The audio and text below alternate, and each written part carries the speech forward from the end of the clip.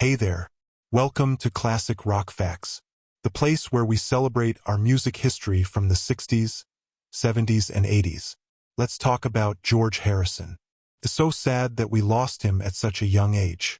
He should still be here today. He may have been called the quiet Beatle, but with George it was quality over quantity. George was one of the first Beatles to say, "I'm done with this." On the plane home, after their final show at Candlestick Park in August of 1966, George looked at his bandmates, staff, and press, and said, "I'm not a Beatle anymore." Here is Paul explaining why the band stopped touring after 1966.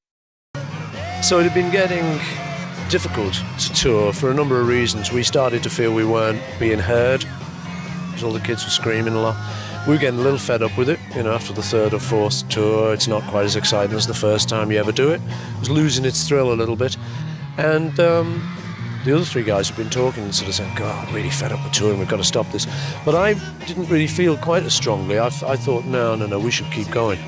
I'd been trying to say, "Oh no, touring's good and it keeps us sharp and we need touring and musicians need to play, I'd keep music live." I'd been sort of a bit that attitude.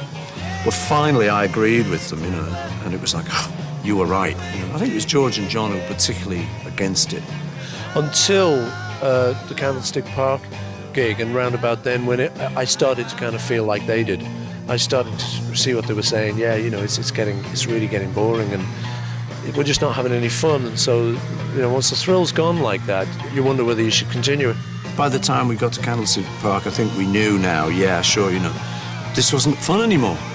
We'd always tried to keep some fun in it for yourself, in anything you do, And we'd been pretty good at that. We'd enjoyed touring, and we'd enjoyed doing a bit of TV, we'd enjoyed Europe, we'd enjoyed America.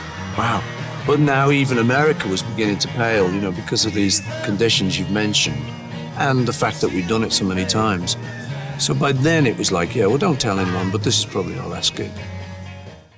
Even though Brian Epstein had begun planning a 1967 Beatles US tour, and had even booked some venues, the boys made it clear that was not going to happen.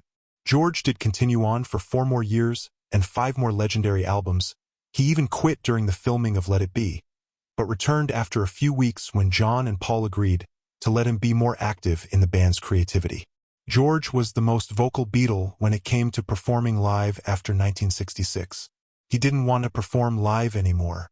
He had vetoed Paul's idea of the Beatles playing a massive free concert at the El Gem Amphitheater in Tunisia, or on the Queen Elizabeth II cruise ship in the ocean, even when John had agreed to do it. Staff from Apple were already on their way to Tunisia to check out the site. He also objected to going on the roof of Apple headquarters to play the famous rooftop concert. He simply said, "I don't want to go on the roof," but he did. Ironically, once the Beatles broke up officially in 1970, he was the first Beatle to tour the United States. In November of 1974, George began his 45-stop tour with Ravi Shankar.